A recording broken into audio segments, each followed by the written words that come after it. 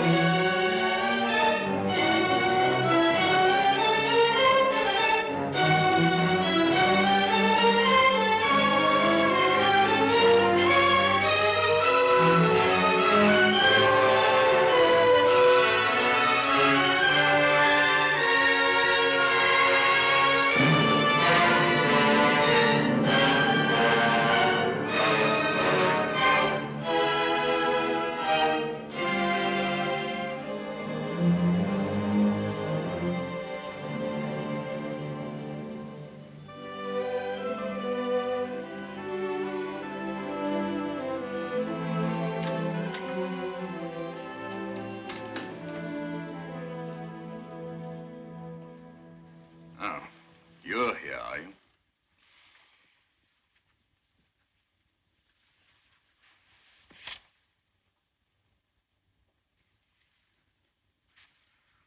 Emily, you promised that...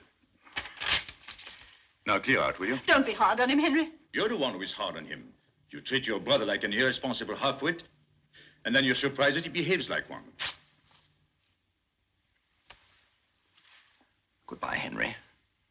I shan't forget what you've done for me.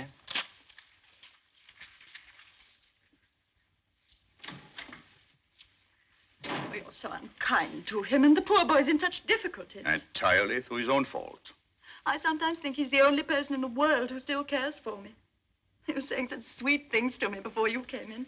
Here's the check. Henry. Oh, how can you? I'm sorry, my dear. No. Is this for the chemist? You never say anything nice to me because you don't feel it. You hate me, really. Ah, Emily, please. No, don't even hate me. That'd be too much trouble. You're just bored and disgusted because I'm ill, because of this. Must we go through all this again? You can't bear to be near me. That's why you won't come to Matlock with me. But, my dear, I've told you, I'm too busy. Too busy? You're no more busy than Robert is. And Robert's just offered to take me in his car. But you can't go by car. It's much too tiring. It isn't a question of being tired. It's a question of being with someone who cares for you. You mean who cares for your money? Well, I don't care if he does.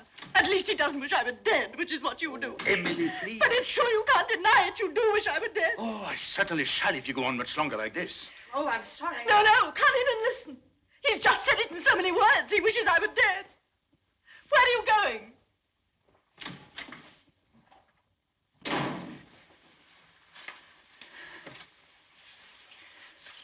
Oh, he's forgotten Janet's birthday presents. Go after him, will you?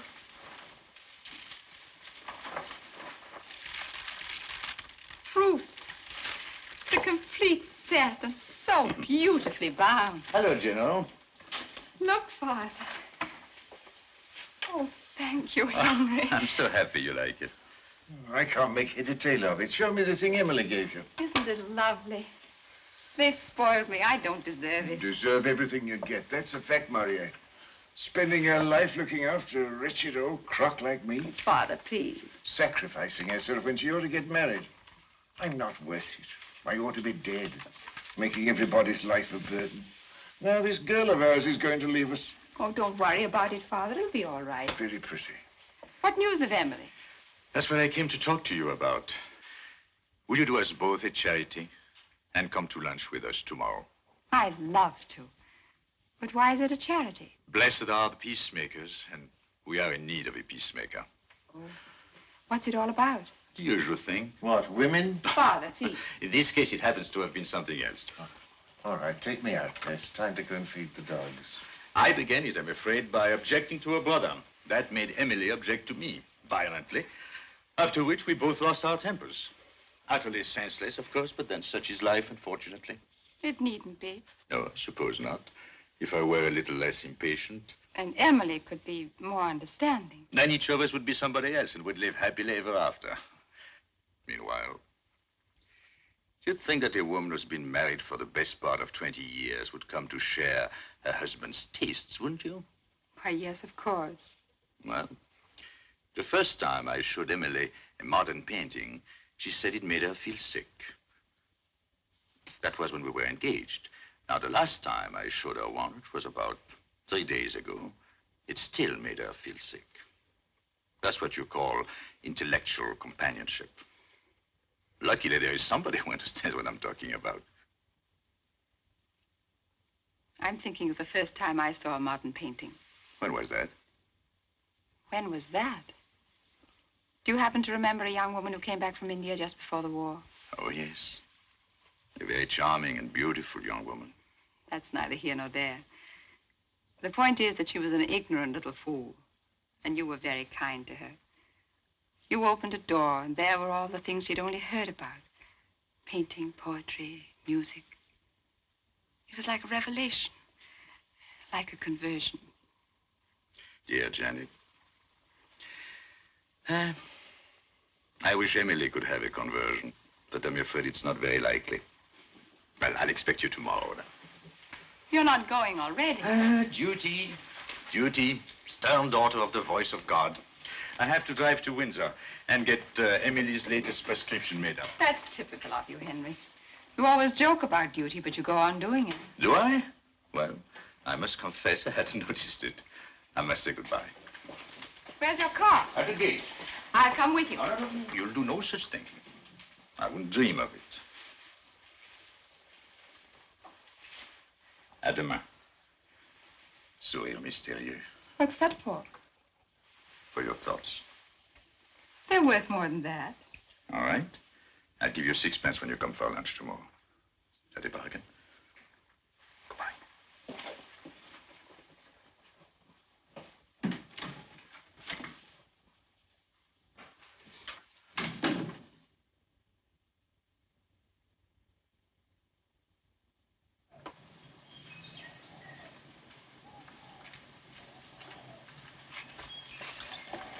We'll go to the chemist's first, Captain. Yes, sir.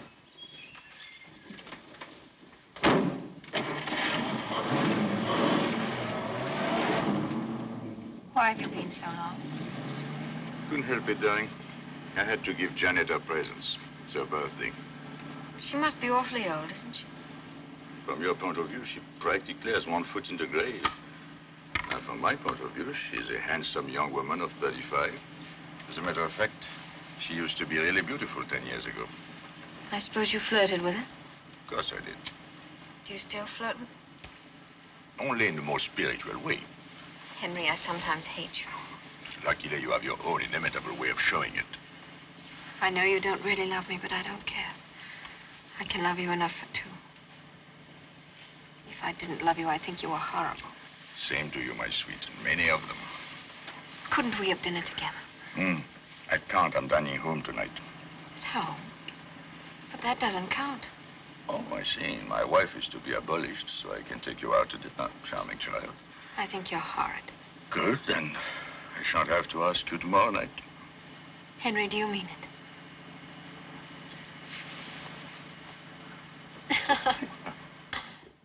He's got no right to treat Robert like that. No right at all. But, my dear, you must admit that Robert's a bit, well, irresponsible. Well, at least Robert's got a good heart. Henry never thinks of anybody but himself. You're being unjust to him, Emily. You haven't been married to him for 18 years. If that's how you feel, I'm surprised you haven't left him. And see him trotting off with another woman? No, thank you. But if it would make him happy. That's the best possible reason for not doing it. Emily. I don't know how you can be so unforgiving. Why don't you let him go? Do it for your own sake. For my sake? It isn't good for you to feel so bitter and revengeful. No wonder you're ill. Rubbish. But it's true. People die of those feelings. Or else they live on them. Shall I tell you the only reason why I'm still alive? Because Henry'd be so happy if I died. Do you really mean that, Emily? Of course I do.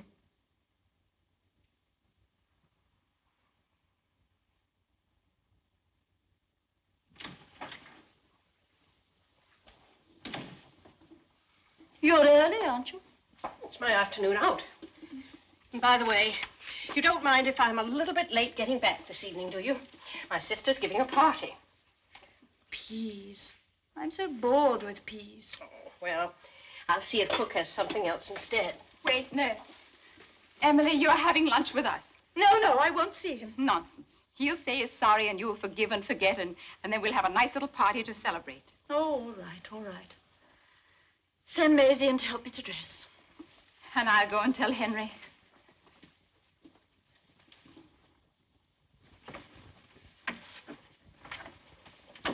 Thank you. Oh, that poor Mrs. Morier. She's terribly ill, isn't she? No, it isn't her health I'm thinking about. It's, well, you know. Miss Spence, I could tell you things that would make your hair stand on end. Sex, that's all they think about. Who do you mean? Men. I wouldn't trust any of them. And a Frenchman into the bargain. Does Mrs. Morier suspect? I mean, does she think there's another woman? Oh, he's clever enough to keep things dark. But I tell you, we wouldn't be surprised at anything. Mrs. Morier and you seem to have talked things over a great deal. She knows I'm a friend. Shall I tell you something, Miss Spence? You know that brooch of hers, that diamond dragonfly? Yes, I know the one you mean. She's going to leave that to me in her will. Oh. Not that I'm expecting her to die.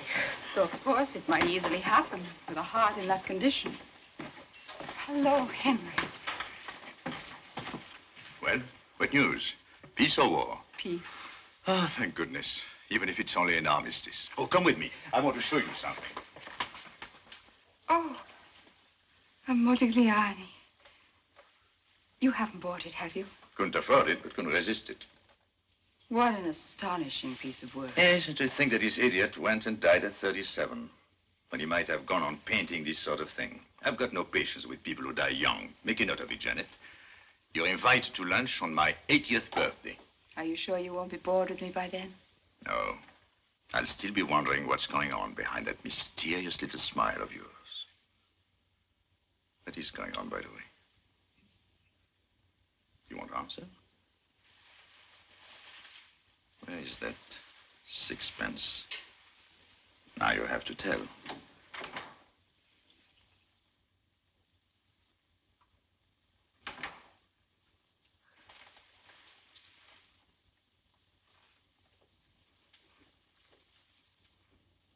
My dear, I wouldn't eat those red currants if I were you. Why shouldn't I? Remember what Libert said. Nothing with skins and pips. But I'm so fond of currants. That's no reason for making yourself ill. Don't be a tyrant. Of course, I believe in letting her have what she fancies. It does her more good than fussing about with diets and things. That's what I always tell Dr. Libert. All right. Have it your own way. Shouldn't you be going, nurse? You'll miss your bus. I just want to give Mrs. Morier her medicine. No, don't bother. I'll deal with the medicine. You run along. It's very kind of you, I'm sure. I probably shan't see you till morning, Mrs. Morier. I hope you have a nice party. Thank you. Goodbye, Miss Spence. Goodbye. Thank goodness. Now, don't blame me if these things upset you. Do I ever blame you? You never have anything to blame me for. I'm the ideal husband. That isn't even funny. Oh, it's nice to feel the sun on one's skin. Clara, my medicine. Run and fetch it for me, will you? The bottle on the sideboard. Don't bother, Clara.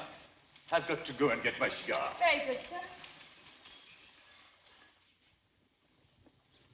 Shall I pour the coffee for you?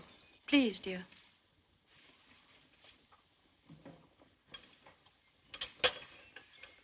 You take sugar, don't you? Rather a lot, please. Libert always gives me the most evil-tasting concoctions. 3 lumps. That ought to take the taste away. And here's 1 in the saucer. Coffee for you, Henry? And no sugar. Thanks. Here you are, my dear. Thank you.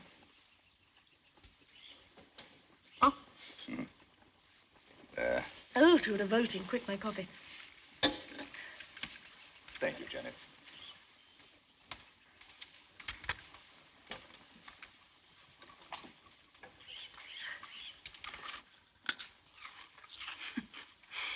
You know, I used to get punished for this when I was a child.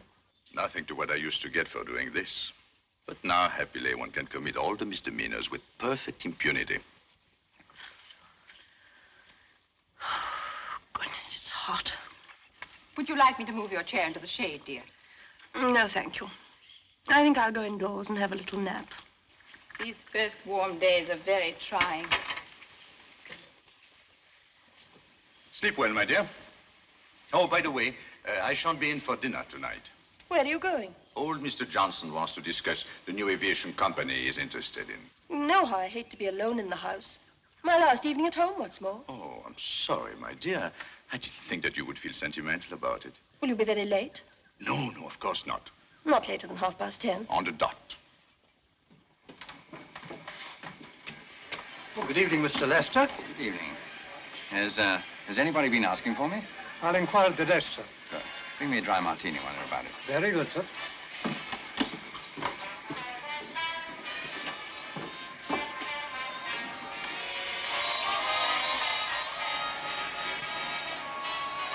Horrible, isn't it? There ought to be a law against those things. Don't you think so? I don't know. Do you like music? Not much. You don't?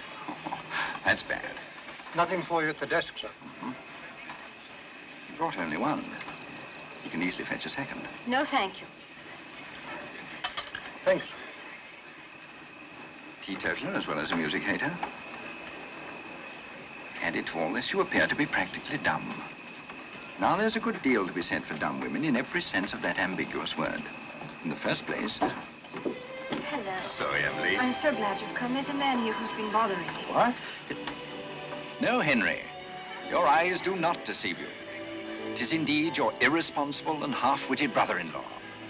Won't you introduce me to this charming young person? Doris, this is Mr. Robert Lester. Miss Mead. How strange life is, Miss Mead, to think that you're practically a member of the family. I must tell Emily about this new addition to the domestic circle. She'll be delighted. Excuse me, Doris.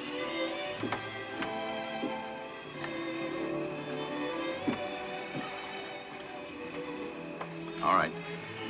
How much do you want? Well, Emily was about to give me 400 when you, in your wisdom, thought fit to intervene. All right, I'll give you 400. Emily was giving. You're buying. Not a penny less than 500. Robert, you are... Henry, you know how I hate bad language. All right. Come around tomorrow, I'll give you a check. I'll come early, before Emily gets up. Come whenever you like. You'll always be equally unwelcome. This has been a very memorable occasion, Miss Mead. I intend to celebrate our meeting with some champagne. You'd feel better if you ordered a bottle yourself, Henry.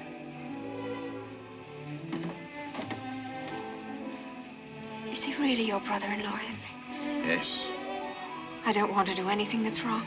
it will be all right. I'd rather give you up altogether, just because I love you so much. Oh, darling. Thank you, Doris. You make me feel almost ashamed. Robert was right about one thing, though. We need some champagne with our dinner. After all, who tells you the world is not coming to an end this evening? Let's assume we have only 6 hours before the last trump. 6 hours to make the best of.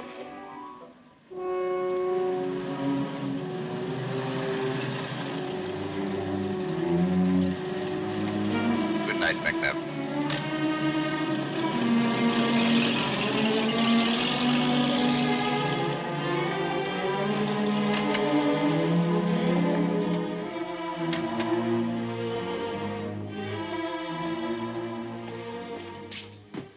Libert.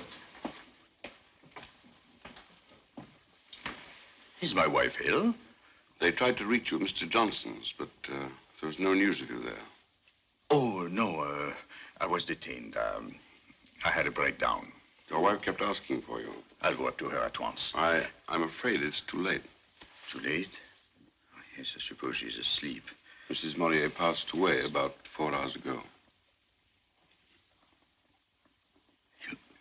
You mean she's dead? Unfortunately, I was not there when they called me. I arrived when it was all over. The only person who was with her was Janet Spence. Janet?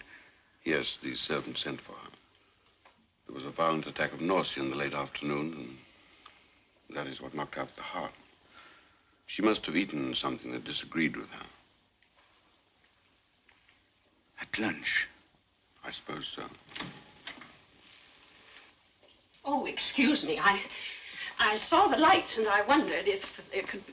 Is anything wrong? Nothing, except that Mrs. Morier is dead. What do you mean? She died of heart failure while you were out. It was because you let her have those currants. Do you remember? I warned you at the time. But you wanted to have your own way, didn't you? Is this true, nurse? Oh, but she liked them so. But you know how strongly I've always insisted on a bland diet. Well, I never thought that a few currants... No, you didn't think that they would kill her, but they did. Please, Maria, this is a professional matter. We don't want any rhetoric injected into it. You better go to your room now, nurse. I'll talk to you tomorrow. And let us stick to facts, Maria. It may have been the currents or it may not. All we know is that something upset her, that she had a heart attack. Can I go up to her room? I'll wait for you here.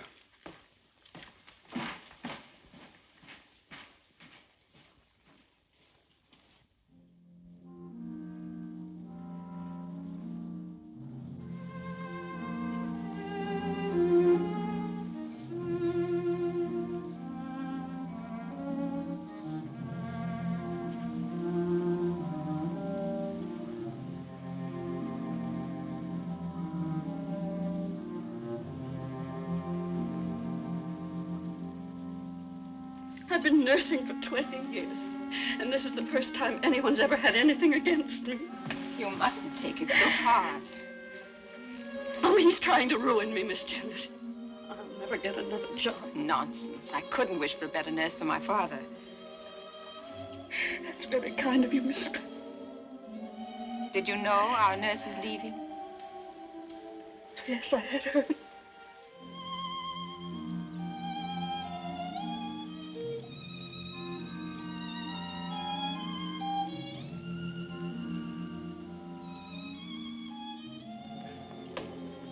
I admit she's a good nurse. I'm the first to admit it.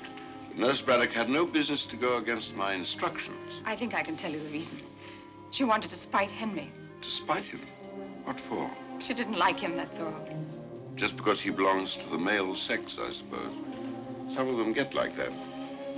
Janet, I'm so thankful you were with Emily at the end. Yes, I think it helped her.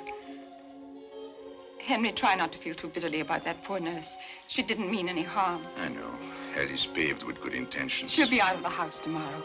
I'm going to get her to come and look after my father. Well, I don't envy you.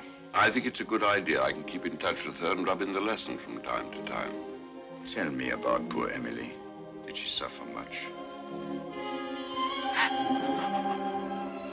Janet, it's been too much for you. It was terrible. It was so terrible.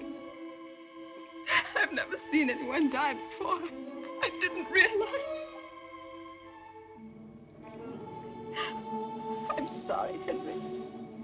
I oughtn't to let myself go like this. I can't keep the memory away. I suddenly see her struggling for breath with that awful look of fear and pain on her face. Shall I take you home? No. No, thanks, Henry. I've got my car. You stay here with Dr. Lippert. Good night. Good night, Janet.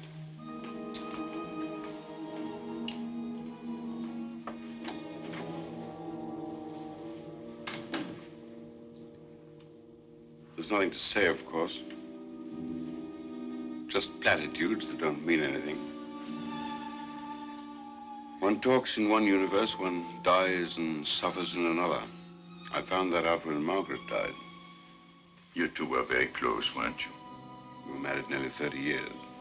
30 years. And yet, it isn't the time that counts. It's what you feel, what you are.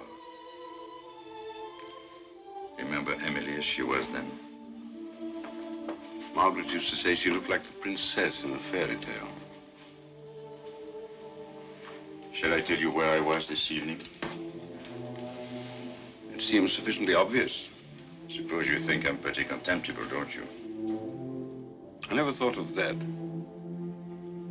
But I feel extremely sorry for you sometimes. Being born with a lot of money. It's no joke.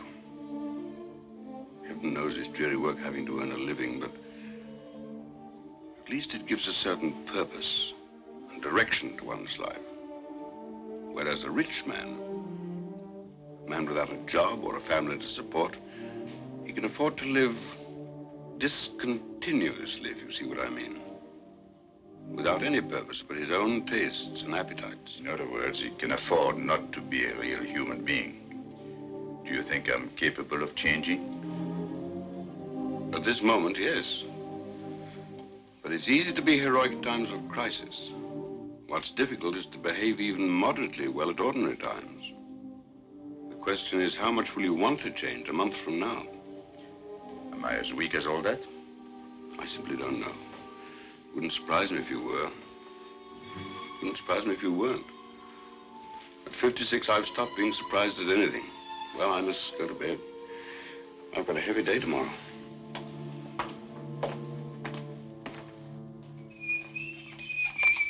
Be careful. I am being careful. Huh.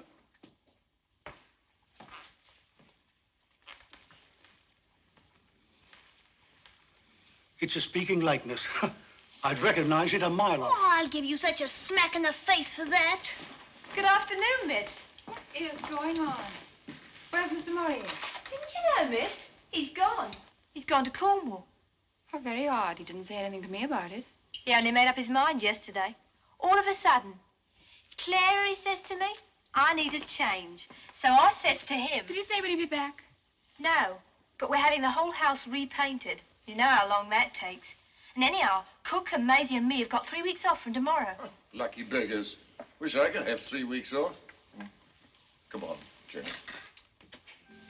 What a sky. Isn't it wonderful?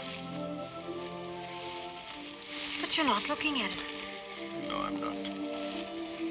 Volupté, fantôme élastique. Oh, stop it. I hate it when you talk French. I'm afraid you'll have to learn to put up with it.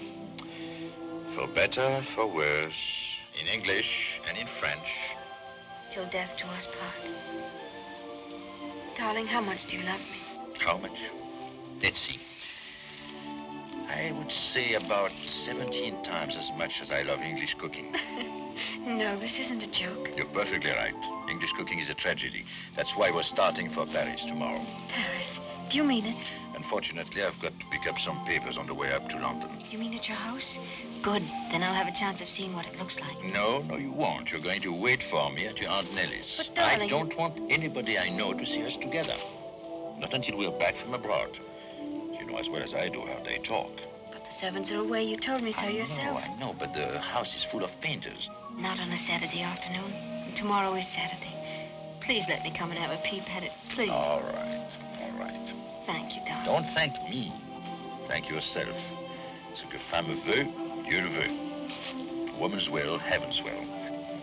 You know, I can't help feeling rather nervous. What about? About meeting your friends. About being Mrs. Henry Maurier. Sometimes I wish we could keep it a secret forever. That would be romantic, wouldn't it? You see, I left school when I was 16, so I don't really know anything.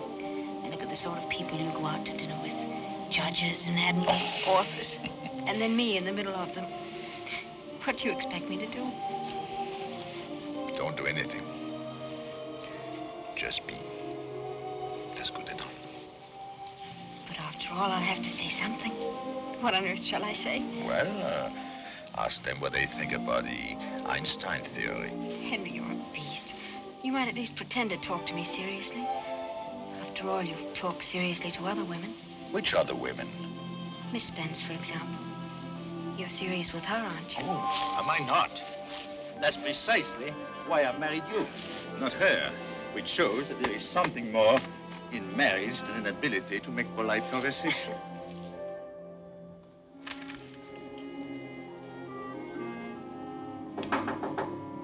Oh, Janet.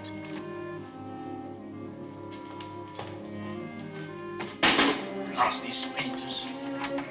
Well, what a pleasant surprise. I thought you were in Cornwall. I had to go to town unexpectedly, so I took the opportunity to do a little burglary on the way. Without letting us know you'd be here. I'm just driving through. How did you know I was here? I saw the light. Oh, and here you are. Well, I'm delighted. Now, let's see. This seems to be comparatively free of paint. Sit down, won't you? May I? I won't stay long. Well, I'm glad you came, Janet. As a matter of fact, it will save me writing a letter. What's this? Open it and see. But Henry, it's Emily's bracelet. And Emily would want you to wear it. Me? I don't know anyone who has as much right to it as you do. Oh, no, Henry, I don't deserve it. Here, take it. But Janet, she loved you. She'd want you to have something that would always remind you of her. No, I can't. Janet, I shall be offended if you don't take it. Offended? Do you want me to have it? Of course I want you to have it. I just felt it was too much. It's not nearly enough. It's really very beautiful. Do you mind if I finish off this little job while we talk? Of course not. How did you like Cornwall? Oh, beautiful.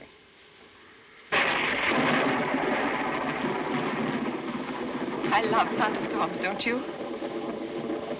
Frankly, I don't. I once saw a man killed by lightning just a few feet away from me.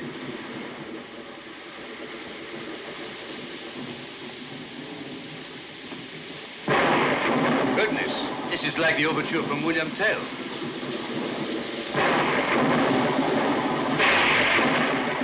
I knew this would happen. Heaven knows where they keep the candles. No, don't. You're spoiling it. Look at the trees, writhing and struggling as if they were trying to get free. But they can't. They're tied down. 1, 2, 3, 4. Less than a mile away. Listen, what a relief. What a liberation. Like someone that's had to keep everything locked up inside herself and then suddenly she can let go. You must have known what that's like, Henry. Not what what's like. Poor Henry, you haven't had much happiness in your life, have you? Oh, I've done pretty well, all things considered. Health, money, books. Golly, how I hinted. You're quite right, Janet. I'm far from being happy at this moment. You can make a joke of it, but I know what you've been through. The isolation, the spiritual loneliness.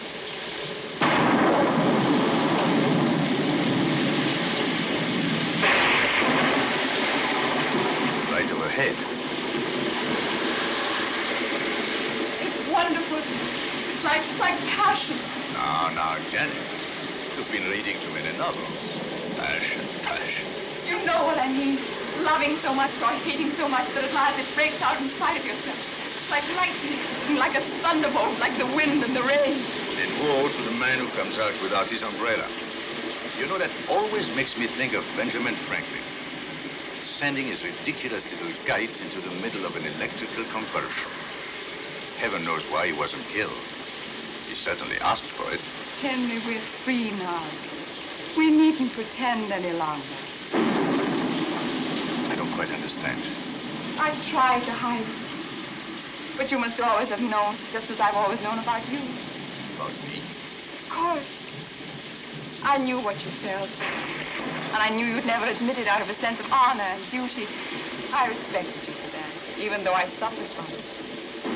We don't have to think of anyone but ourselves now. Janet, really, you don't understand. We can't. We mustn't. Forgive me, Henry. Please forgive me. My dear, don't let us say anything more about it. Your nerves are on edge. It's the thunder. I ought to have known how you feel about it. It's still too recent, too painful. Poor Emily. Emily? That face. I thought I'd put it out of my mind. So frightened. So horribly frightened. And I talked about us. No wonder it upset you. Can you forgive me? Listen, Janet, I think I ought to tell you. While I was away in Cornwall... What happened while you were in Cornwall? Well, to cut a long story short, I got married. You got married? Yes. It's someone you don't know. As a matter of fact, I've only known her for a few months. But I'm sure you'll like her when you meet her. Of course, she is rather young. Only about 18, as a matter of fact. Quite a baby. 18? Yes. It's absurd. So, you see, she has plenty of time to learn. What are you laughing at? Oh, nothing in particular. Janet, we're still friends, aren't we? Of course we are. Better than ever. Nothing like a good joke to bring people together. A joke? You didn't think I was serious, did you? No. Oh, of course not. Well, I must be getting home. I'll take you in the car.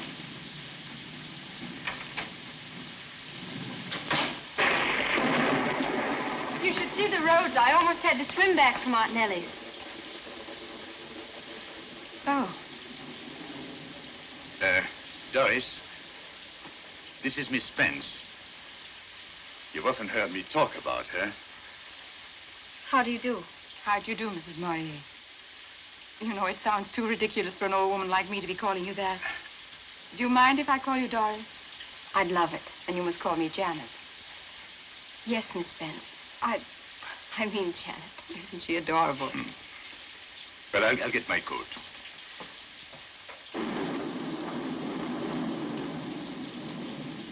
Tell me, Doris, are you very, very happy? Yes, I think so. You only think so? No, I don't mean that. I'm sorry. Let's talk about something else if it upsets you. But I am happy, really and truly. It's just that... Well, I'm not very clever, and Henry seems to know everything, you know, about art and things. Art and things? Oh, you sweet child. Well, here we are. I shan't be long, dear. Henry, please let me go with you. No, you stay here and change your shoes. But I don't want to. What's the matter? Afraid of the dark? No, afraid of something else. Can't you feel it, Henry? You must be very insensitive. Feel what? She's still here, isn't she, Doris? All right, come on. Let's go to the car. Well. Married, eh? Sensible fellow. High time this girl got married, too. You give her a talking to, Maria. Father. I'll do my best. Well, where is she? Take off that ridiculous hat. That's better. It's your mother when we were first engaged, the living image of her. Turn around. Yes, definitely so. Remember the picture of her in the riding habit? That's the thing she was wearing when I saw her first. Don't you ever write anything but a habit, my dear? Women aren't the right shape for breeches. Whereas in a riding habit, well, man could still have illusions. And what's life without illusions?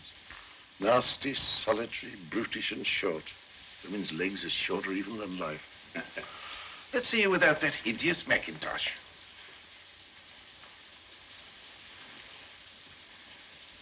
What a charming brooch. Henry gave it to me. Well, we really have to run. Got to be in London tonight, and then we're taking the early boat train in the morning. Goodbye, John. Goodbye, my dear fellow. Good night.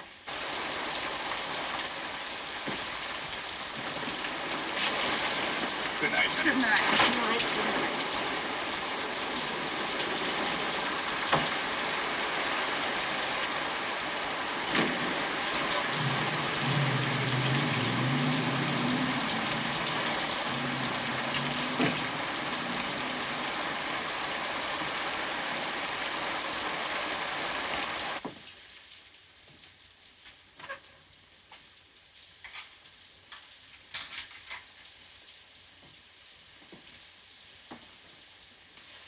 Well, I'm glad poor Mrs. Morier wasn't here to see what has happened to her brooch.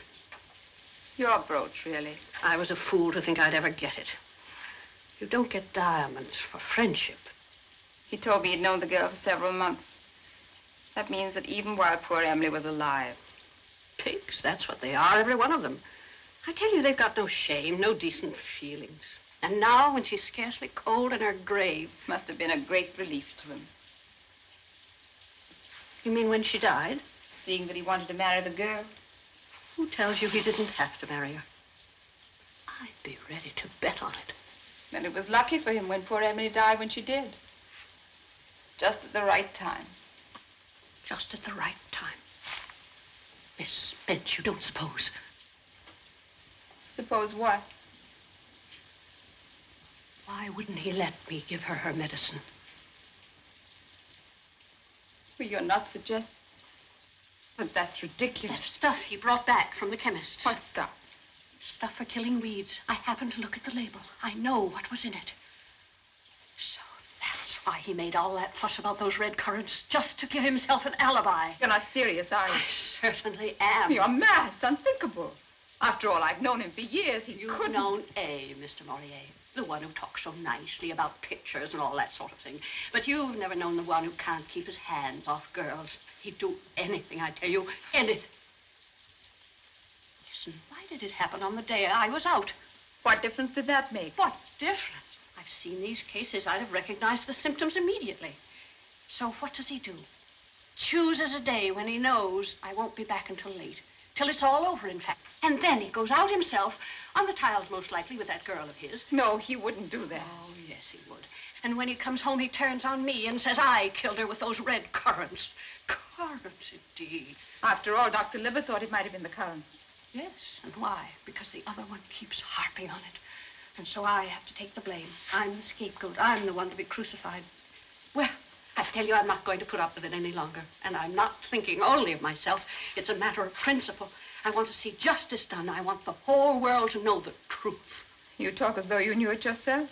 I do. I'm as certain of it now as I shall be after they've had the postmortem. The postmortem? Yes, you know what that is, don't you? Do you mean to speak to Dr. Libbert about it?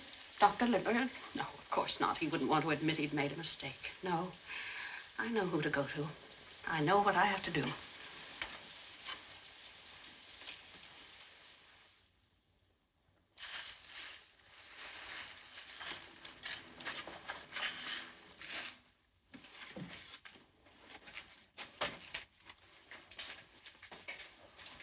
It's horrible, digging up somebody after they're dead. Just because there's some spiteful gossip. That beastly nurse of yours, I can't understand why you keep her. Now, dear, don't be unreasonable. You know quite well I wanted to send her away, but Henry wouldn't hear of it. Nor would Dr. Libbert. Sending her away would have meant we took her seriously, and that's the last impression we want to give. We were having such a wonderful time in Paris. Then to be called back for this nonsense. And the painter still in the house.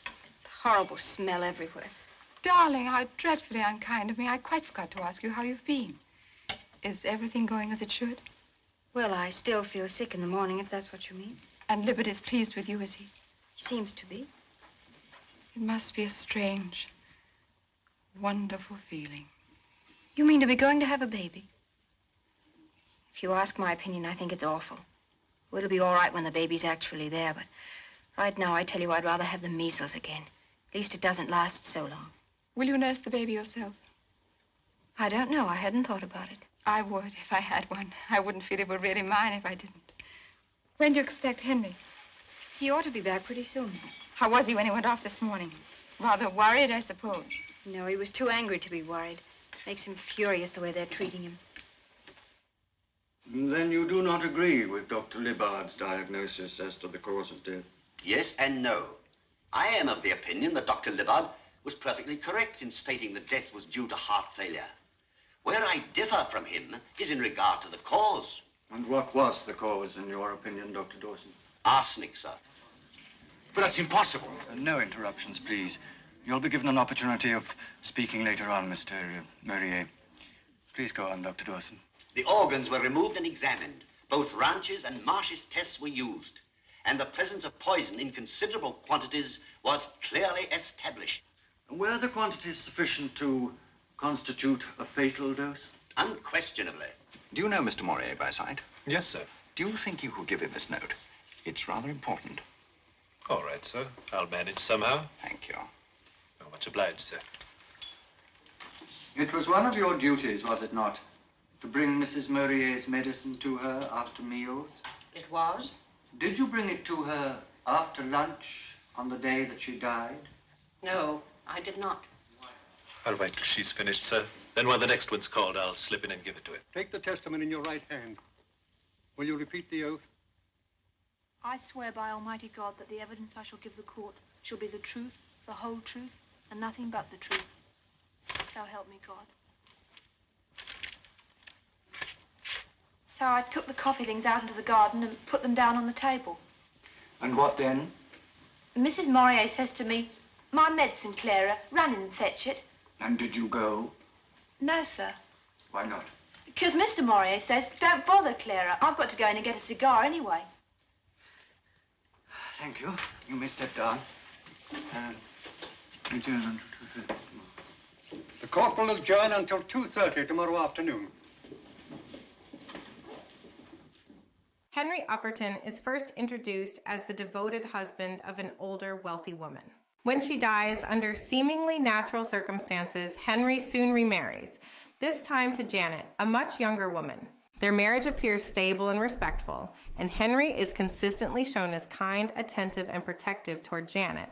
However, it is the speed of Henry's remarriage, combined with lingering questions surrounding his first wife's death, that begins to unsettle those around him. Suspicion does not come from Janet nor from mistreatment, but from outsiders who quietly begin to wonder whether Henry's past holds darker truths.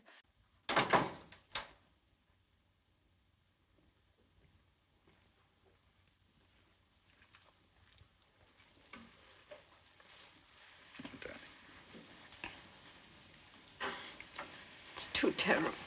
Yes, it's terrible because it's impossible, and yet it's happened. It's all my fault. I oughtn't to have let you love me. I knew we shouldn't have done it. But I cared for you so much. Darling, if they do anything to you, I shall kill myself. Don't talk nonsense.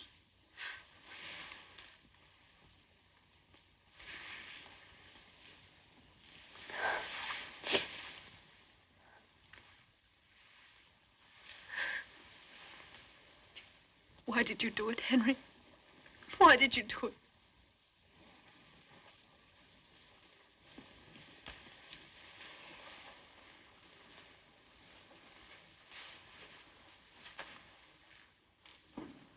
You all seem to take it for granted that I murdered my wife. Do I look like the sort of man who goes about slaughtering people? Running her neck and the devil take her? I suppose you imagine I was so insanely in love with you that I would do anything. Anything! When will you women understand that all one asks for is a little amusement and a quiet life? Instead of which, well, I don't know why the devil I ever married you. Why did any man in his right mind ever marry any woman, for that matter? Henry!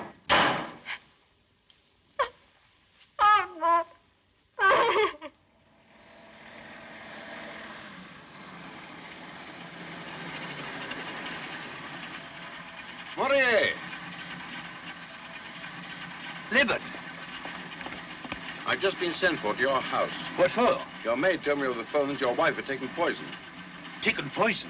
Fortunately, it was nothing more than an overdose of sleeping tablets. I've told them what emergency measures to take, so I'm hoping it won't be too serious. Get it.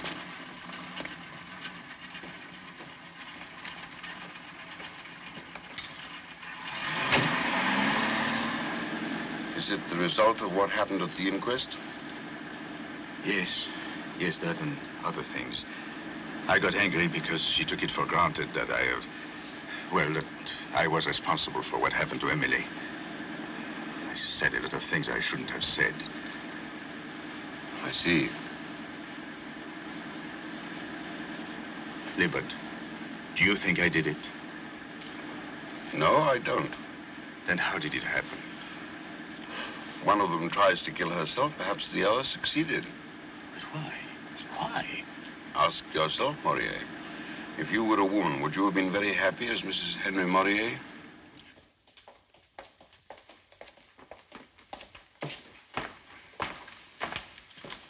I'd rather you didn't come up. Very well.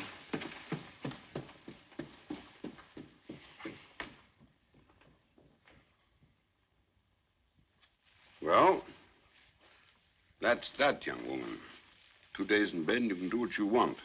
No more of this sort of thing, remember? What's to prevent me? Nothing except your own common sense and common decency. He doesn't love me. I don't want to go on living. Well, who cares what you want? Who's interested in your beastly little emotions? Why not think of somebody else for a change? I think of Henry all the time. No, you don't. You think of yourself in relation to Henry, which is a very different proposition. Thank you, Macy. You may go. And remember, if you wake up in the night with cramps in your intestines, don't blame Henry. It's your own fault entirely. There. You're quite right, Dr. Libbert. It was wrong. I promise I won't do it again. Good girl. No, no, I'm not good. That's why all this is happening. Tell me, how can I help you? Well, in the first place, you must believe in him. Through thick and thin, in spite of everything. That's the first thing. Then whatever happens, you must be strong and calm. No tears, no harrowing scenes. They're just an indulgence, that's all. Some women cry as easily as a pig grunts. And they enjoy it very nearly as much. So don't do it. Don't do it. And finally, remember you're going to have a baby. That's probably the best thing that ever happened to Henry. So for goodness sake, don't let's make a mess of it. See who's here?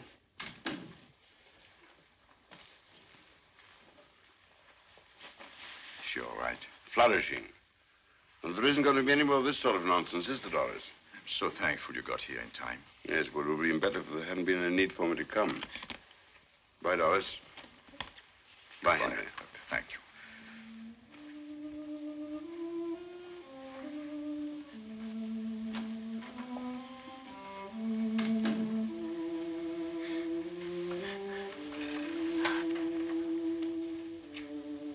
Can you forgive me, Doris? Darling, I'm the one who needs to be forgiven. It was all selfishness, really. I see it now. I was trying to spite you, trying to get my own vet. I began it, I'm afraid. I ought to have known better. At 18. To think I tried to kill myself. And everything so beautiful, so mysterious. Even that fly on the ceiling. Even that silly old doll you tore to bits. And this. How wonderful it is simply being able to move from one place to another. It's empty here. It's empty there. Just think if there were no emptiness. If everything was so jammed full that you couldn't move, like in a coffin. That's death. That's hell. Oh, darling, I was forgetting. Before you came back, I rang up the Imperial Airways. There's a plane leaving Croydon in the morning. This is Friday. There's the whole weekend in front of us. We could be in Africa before they found out, or in Turkey, or... Henry. You still believe I did it? But I don't. Then why did you suggest I should run away? Oh, I've been a fool again. I made you angry. It's only because I love you so much. Because I was so terribly anxious in case you couldn't make them understand. Shall I tell you something? I said a very stupid thing this afternoon. I said I didn't know why I ever married you. Well, perhaps I didn't know it then. But now I do know. I know very well. Why? Because I love you. Oh, darling.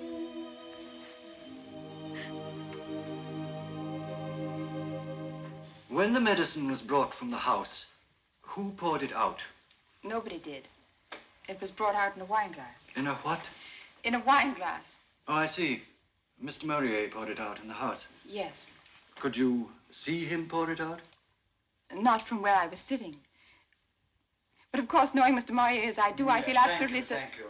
It's utterly unthinkable. I'm here to determine facts, Miss Spence, not to speculate about what is or is not thinkable. Thank you. You may go now. I propose to recall Mr. Murray. Henry Maurier.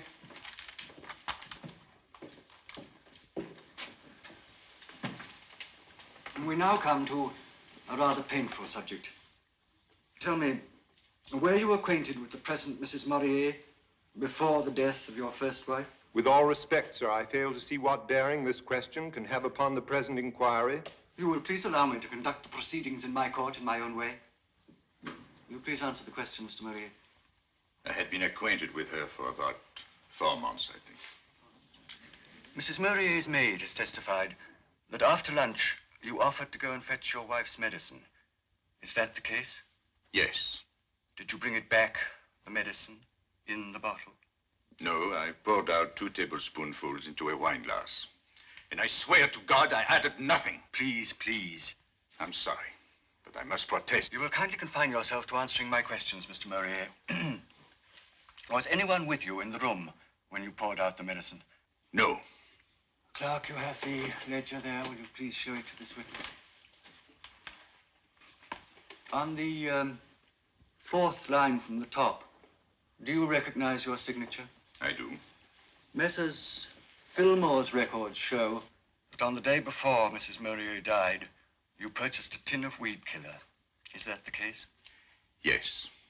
Are you aware that the weed killer in question is a powerful poison? Yes. Shortly before purchasing the weed killer, did you have a quarrel with the late Mrs. Murray? Yes, I suppose you could call it that. Thank you, that's all.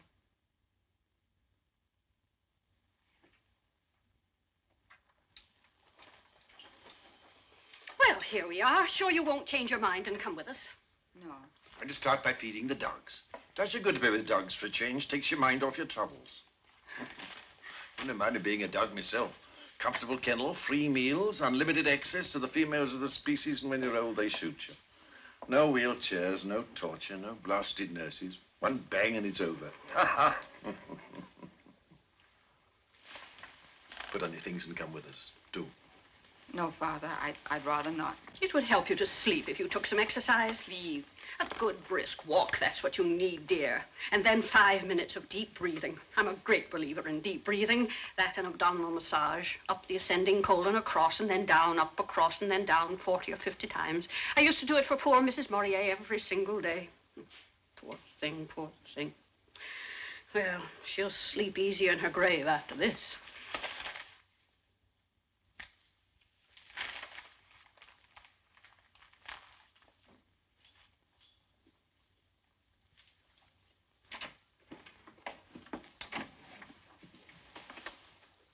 Hurry up. Quick. All right, all right. Have you got your bag of dog biscuits? We'll be back in time for tea. Don't let it get you down.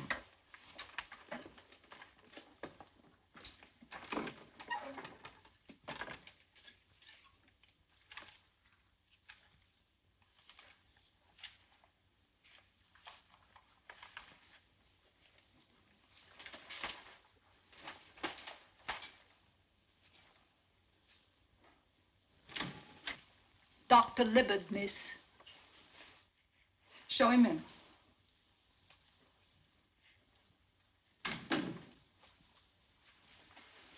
I just dropped in to see how things were going along. Father seems very well. He's just gone out for his walk. And you? Not much of a credit to your physician, I'm afraid. If I don't sleep tonight, I shall go mad. You've still got some of that stuff I gave you, haven't you? It doesn't seem to work anymore. Dr. Libbard, you don't know what it's like. Night after night. I can't stand it any longer. This wretched business with poor Maurier. Mustn't let it prey on your mind too much, you know. No, naturally, but... Well, I mean, one can't help feeling dreadfully sorry for him. Sorry if the light bothers you. Hold still just one moment.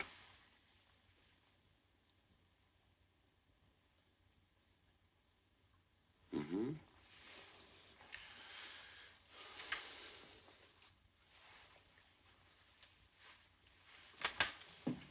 You wear these things all the time now? I find the light very trying. It's been like that ever since I started sleeping badly. And then, of course, poor Emily. You were very fond of her, weren't you? Oh, yes. Yes, I loved her. Well, wouldn't that account for all your trouble? Grieving over the death of a friend. And what a death. What a death.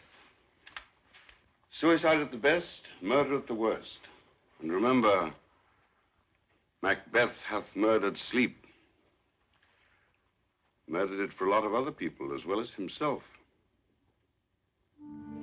Look what I found in the garden this morning. Give that here. Can't I give it to him? It's just a 4-leaf clover, that's all. Well, it's against the regulations.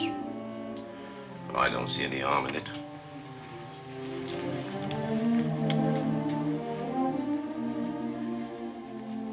You think it's awfully silly, don't you? Silly to love someone. It's the only thing that makes any sense. How does Libet think you're getting on? All right. Darling, let's call him Patrick. Call whom? Libet? No, I mean if it's a boy. Oh, I see. And if it's a girl?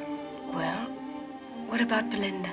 Oh, no. No, there I draw the line. But it's such a pretty name. Do you see me running after the child in Kensington Gardens and yelling, Belinda, Belinda? There are limits, my dear. We're taking certain things for granted, aren't we? Darling, you mustn't say such things. After all, you haven't done anything wrong, so what can they do to you? Besides, you've got your 4-leaf clover now, and we won't call her Belinda, I promise. But don't imagine that'll prevent you from making an ass of yourself. Any man looks an idiot when he's trying to keep a tiny child in order. I shall roar with laughter and you'll be furious. But then a moment later, you'll be laughing too. It'll be so wonderful, Henry. Will it? Of course it will. Sorry, ma'am. Time's up.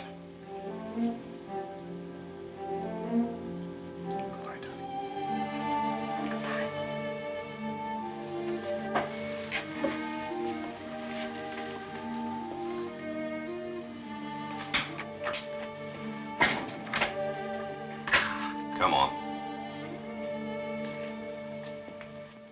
When driving the car, did you ever observe signs of intimacy between the accused and the present Mrs. Maurier? Yes, sir. There was considerable embracing. Silence! Silence! On more than one occasion? Yes, very frequently, sir. I have no questions to ask this witness, my lord.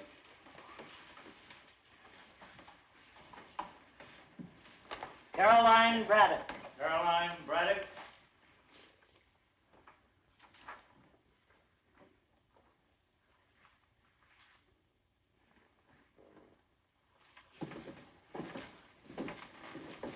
Janet.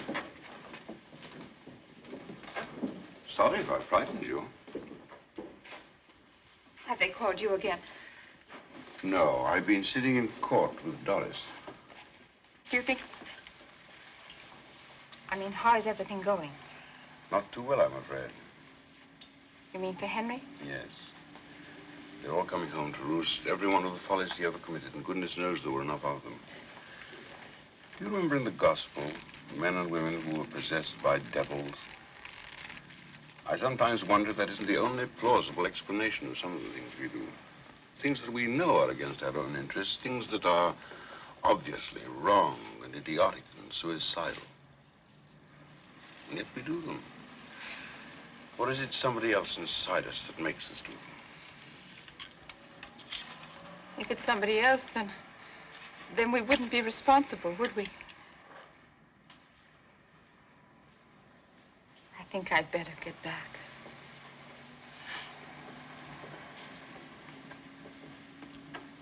Did the accused and the late Mrs. Maurier ever quarrel? All the time. When did they have their last quarrel? On the day before Mrs. Maurier's death. Was it violent? To judge from what I heard of it, it must have been. What did you hear? I heard Mr. Maurier say he wished she was dead.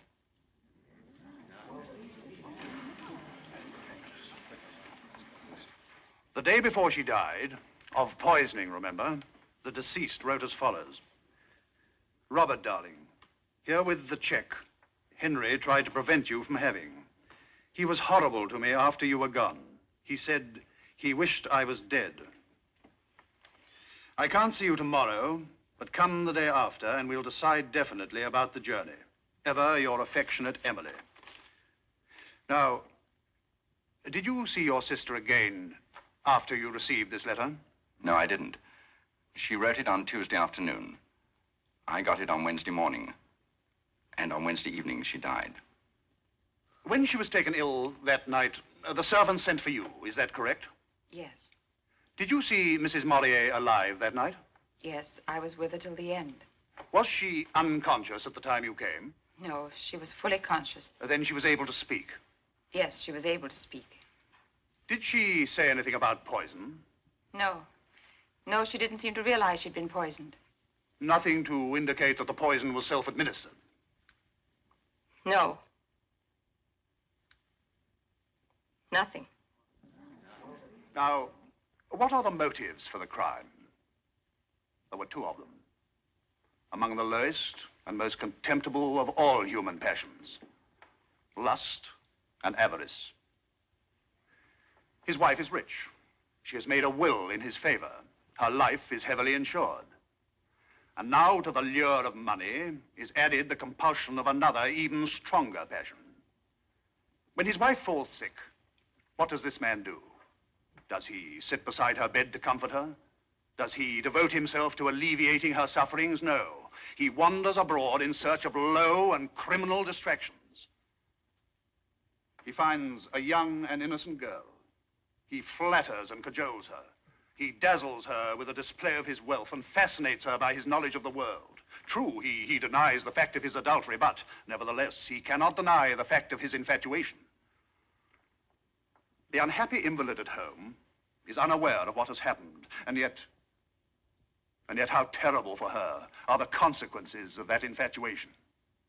Her presence becomes increasingly irksome to him. Her very existence is a threat to his pleasures. More and more, he wishes her out of the way, and at last, that wish is translated into action. The poison is bought.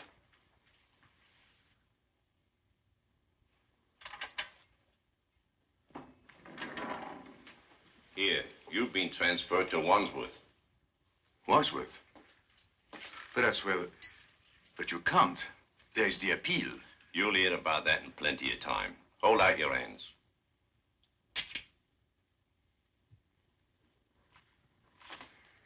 Poor devil. Vengeance is mine, saith the Lord. I never was so glad of anything in my life. But I have some wonderful news for you, Miss Janet.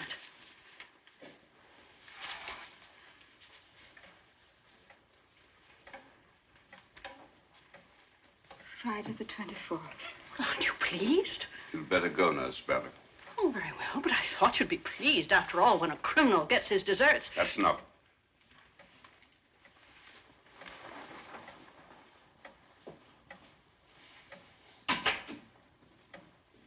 When a criminal gets his deserts.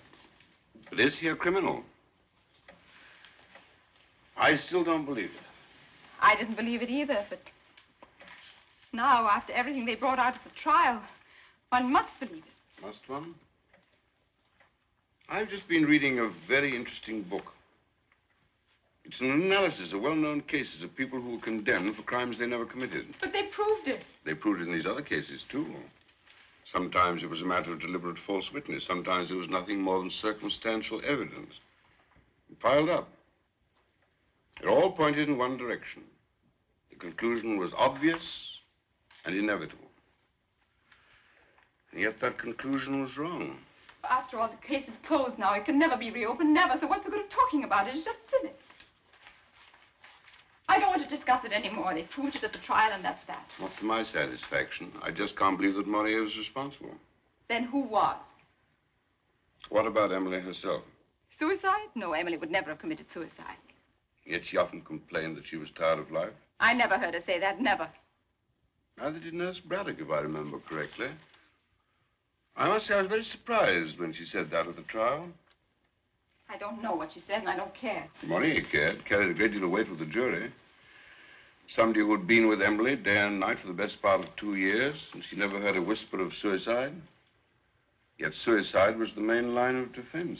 I'm not interested in lines of defense. I'm interested in the truth. I'm interested in justice. And if you're trying to insinuate things, if you're accusing me of telling lies just because... Why'd you let me go on? Why don't you stop me? Well, people don't like being stopped as a rule. You were very fond of poor old Henry, weren't you? Yes, I liked him. I liked him very much.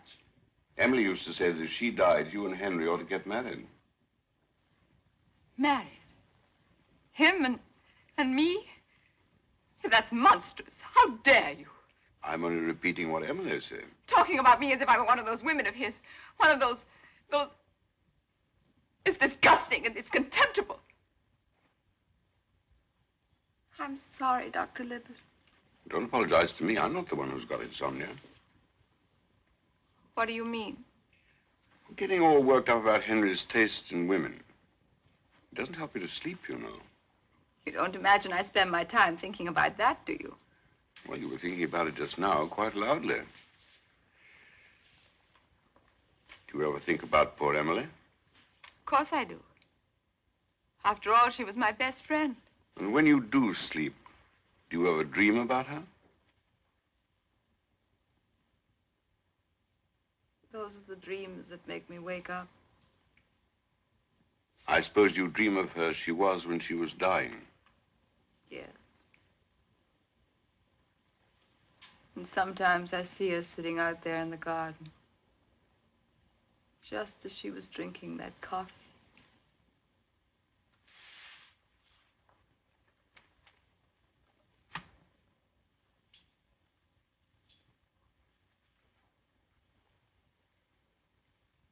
I thought it was the medicine he was supposed to have put the poison into. Yes, of course, the medicine. I meant the medicine. I don't know why I said coffee. Henry didn't give her the coffee, did he? I really don't know. Somebody must have. Anyhow, it's of no importance, is it, seeing that everything's been proved? Quite. Quite. Oh, I wish it were all over. All over?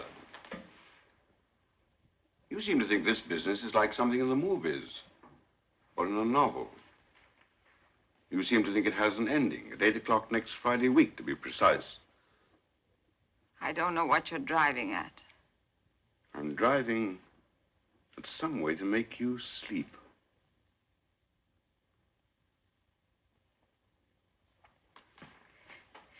Well, this has been a very interesting talk, Dr. Libbert. But whether it's going to cure my insomnia, that's another question. Personally, I put more faith in sleeping tablets. Janet, do you remember meeting a young Dr. Fargen at my house this spring? Yes. I've known him ever since he was a boy. He's a very nice fellow, kind, sensible, conscientious. And he's turned out to be a first-class psychiatrist. No, thanks. I don't want to go to a psychiatrist. You want to get well, don't you? I'm not ill. Not that way. I know you. You're going to tell them I'm mad, and then they'll lock me up and torture me until I say things. It's a plot. Everyone's plotting against me. Nobody's plotting anything. That's a lie. You said it yourself. You want me to go to a doctor for mad people. Fargen won't do any harm. He'll just ask you a few questions and find out what's on your mind. I've told you again and again. I haven't anything on my mind. It's just that I can't sleep. But he'll help you with that. He'll put you to sleep if you let him. Do you mean he'll hypnotize me? Well, what's so alarming about that? Send me to sleep and then make me say a lot of things I don't want to say? And I shan't even know I've said them? No. No, I won't. I won't. Janet, be Don't reasonable. touch me. Janet. I'll kill you. Do you understand?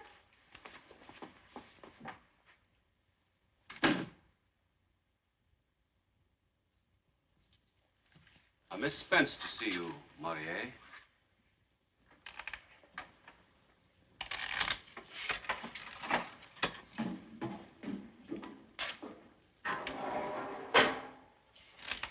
I don't mind us. Carry on as if we weren't here.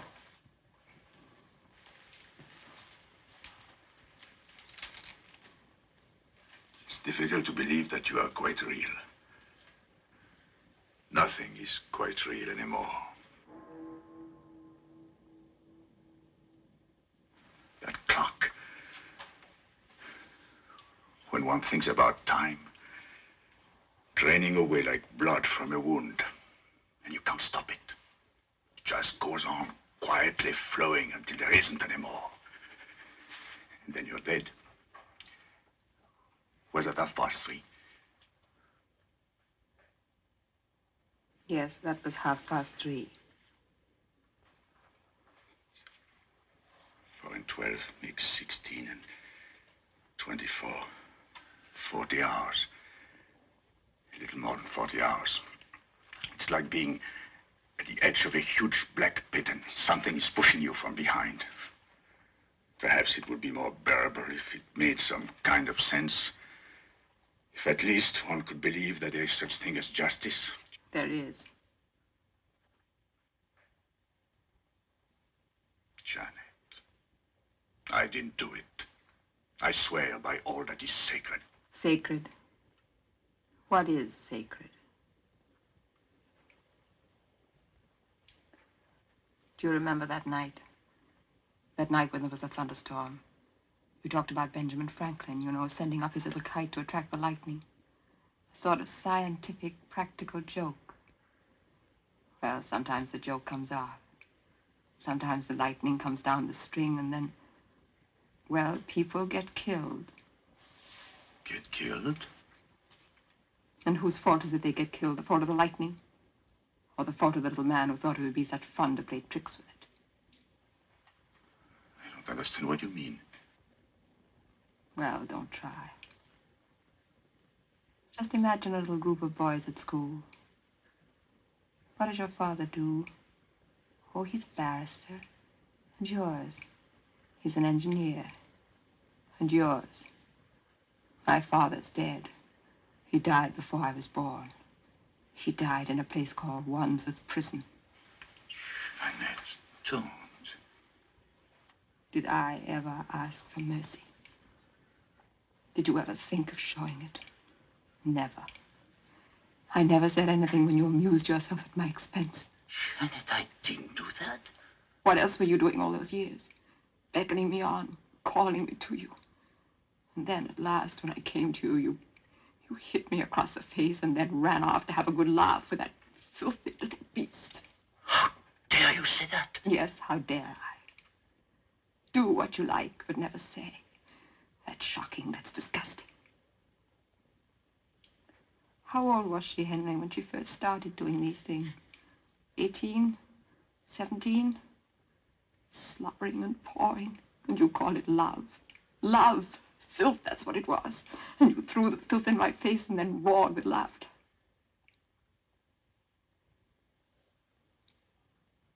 Why don't you go on laughing, Henry? Laugh. Laugh. This is all part of the same joke. Don't you understand? Janet, you don't mean... 40 hours more. That's all. And you asked me to lunch on your 80th birthday. Why don't you laugh? Goodbye, Henry. Janet! Janet! Janet! Janet! Janet!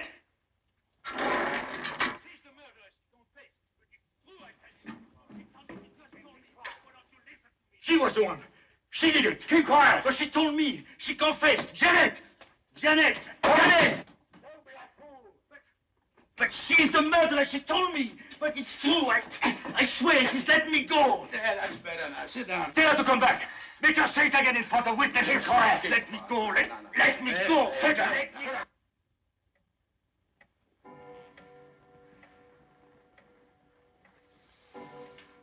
Time passes slowly. Not for him. 8 o'clock at Wandsworth. There, but for the grace of God, goes James Libbard. And there, but for the grace of God, goes Janet Spence. Happily, there was the grace of God. Still possible to do it. To do what? To have the execution postponed. Why should it be postponed? If some entirely new fact were to turn up. They proved it. The jury thought they proved it. But do you?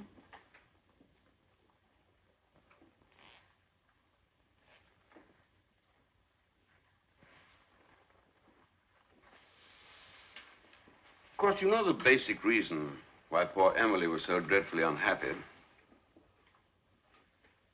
What was that? Because she wouldn't accept the facts as she found them. She was an invalid. She'd lost her looks. She wanted to be treated as though she were young and pretty. What has that got to do with me? That is for you to answer.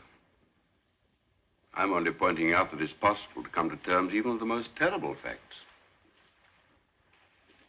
Old age, sickness, death. Yes, even with one's own wickedness and folly. Those are just words, that's all. Just words. But they can always be translated into actions. Listen, Janet. I can quite understand you're not wanting to go to sleep until you feel that you're safe. But did you ever stop to analyze the word? Safe from what? Safe in which respect?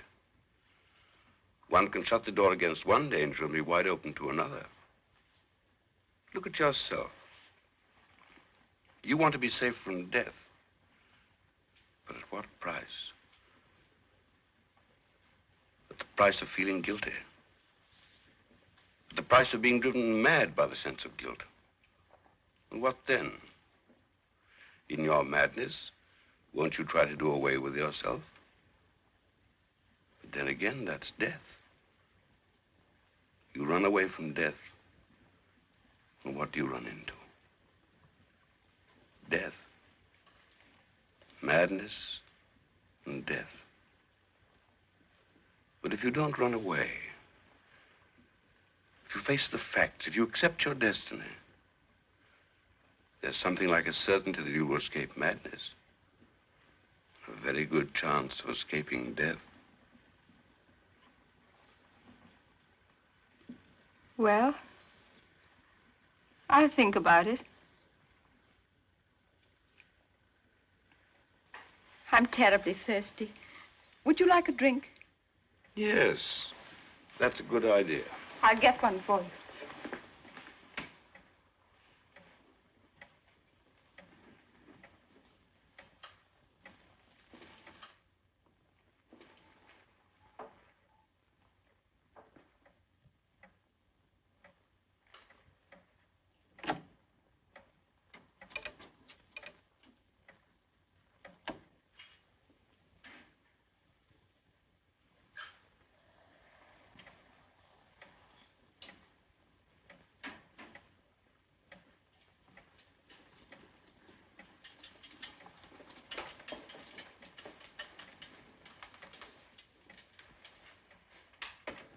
Kali, isn't it?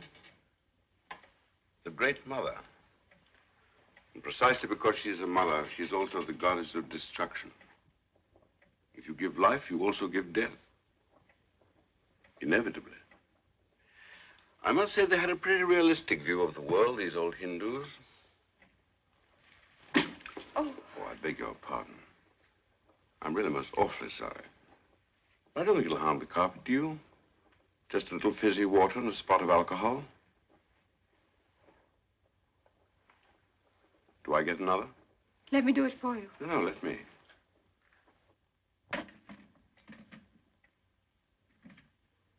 That's Emily's bracelet, isn't it? Yes. I thought I recognized it. It's really rather grotesque when one comes to think of it. Executing a man for murdering a dead woman. Murdering a dead woman? What do you mean? Well, that's what she was. 2 months, 3 months, 4 months at the outside. That's all she had in front of her. You mean if she hadn't been poisoned, she would have been dead in 2 or 3 months? That's it.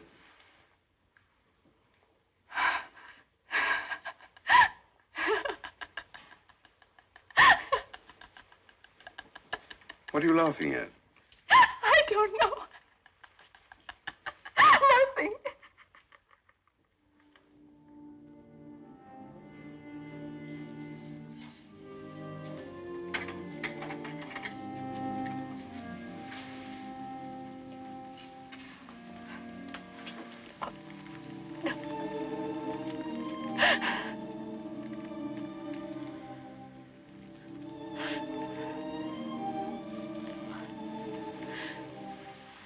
I'm sorry. Your poor hand. Did you do that yesterday? Yes. I did it yesterday. Darling. I want to tell you something. It happened to me last night, quite suddenly, in the middle of a paroxysm of rage and despair. It was like actually hearing a voice, only there weren't any words. There was just a kind of absolute certainty. A certainty. I knew that everything was finally all right. I knew it. It's true. Of course, one's got to face things as they really are. One's got to forget what one would like them to be. Tell me, my darling, have the leaves started to turn? They're all golden now. Even the beech trees. I remember when I was a little boy, walking in the beech woods. I used to pretend that dry leaves were heaps of money, knee-deep in gold, like the Count of Monte Cristo.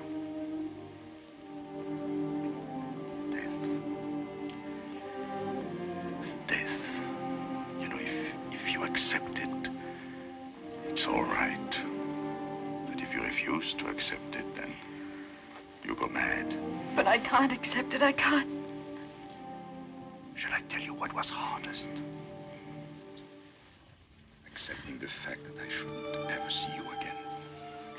I wish I were dead. I wish I'd never been born. There's nothing to do with one's wishes.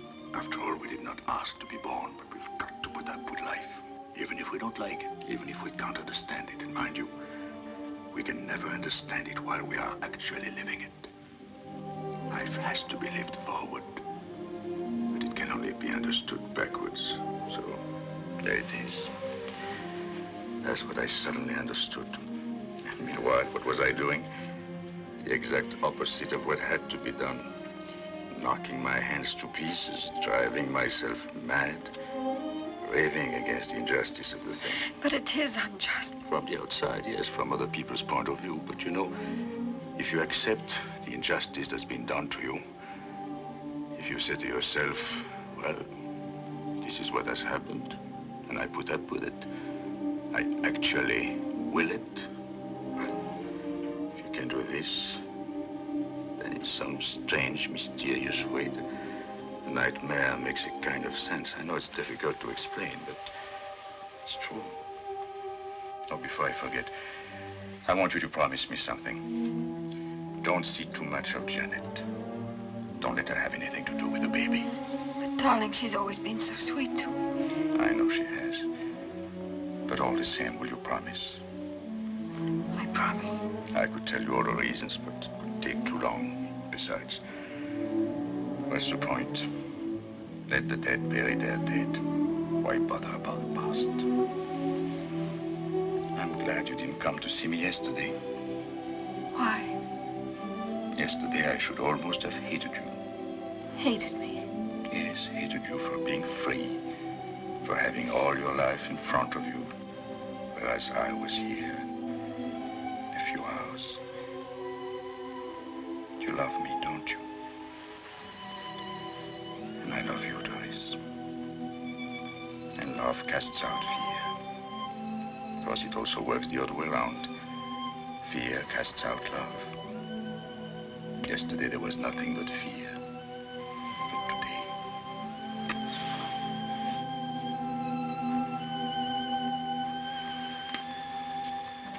Today, it's different. 2, 3, and then look at the 4th. Another queen. Let's see what I can do. Jack of clubs. Oh, my goodness. Well, here goes. Mine, all mine. You're no good at all. Well, I'm not clever enough. This is a game that requires intellect. Are you ready? Mm-hmm. At last, a king. 1, 2. I'm finished. I'm done for. I owe you 10 million pounds. 11 million. 11, is it? Oh, well. Well, anyway, here's 6 on account. I'll pay off the rest by installments, 2 a week until the last judgment. Agreeable?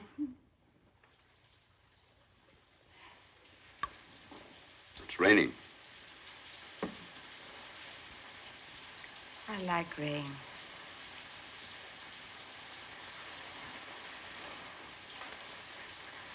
I like it when it rains really hard. When there's thunder, lightning. Oh, that girl. It's too horrible. I hate him. I hate him.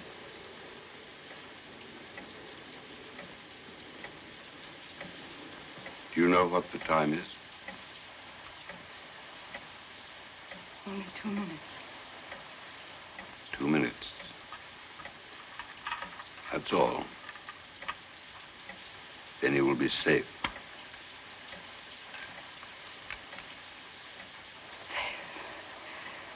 I'll be safe. They must have got everything ready on the scaffold. A rope, straps. And now they're going down the stairs.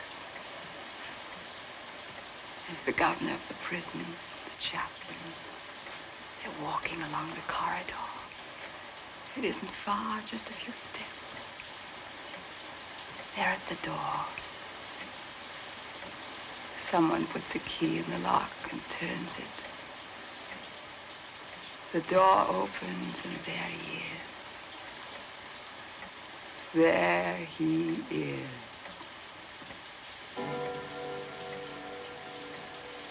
Just because she was 18. Because of her mouth. Because of her skin. Oh, God, God,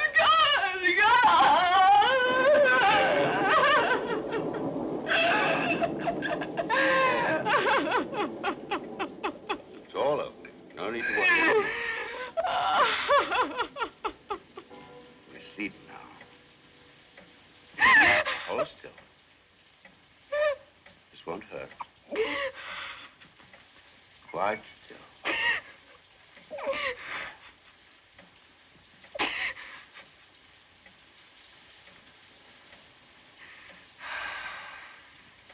Let yourself go. Feeling comfortable? Yes.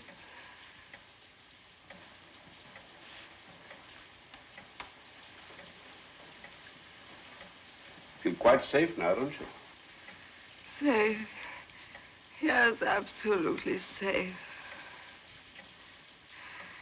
Tell me, Janet, how did you get her to take the poison? I put it in the coffee. You thought he would ask you to marry him, No, I don't want to talk about it. It's true, isn't it? I can't tell you. You thought that he loved you as much as you loved him. It's too awful. It's too humiliating. All right. I won't torment you anymore. You can sleep now. Deep sleep. Warm, soft, dark. Like black velvet. Think of black velvet and black fur. No light coming in. No dreams to interrupt you. Just sleep.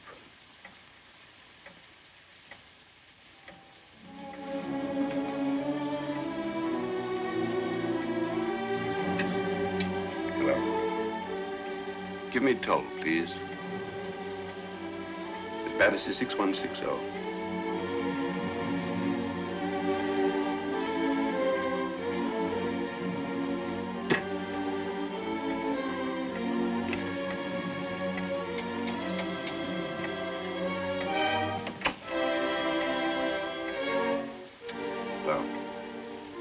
That Wandsworth prison. This is Dr. James Libbard speaking. I want to speak to the government, please. At once. Yes, it's official business connected with the Noir case. Yes, it's extremely urgent. All right, I'll hold on.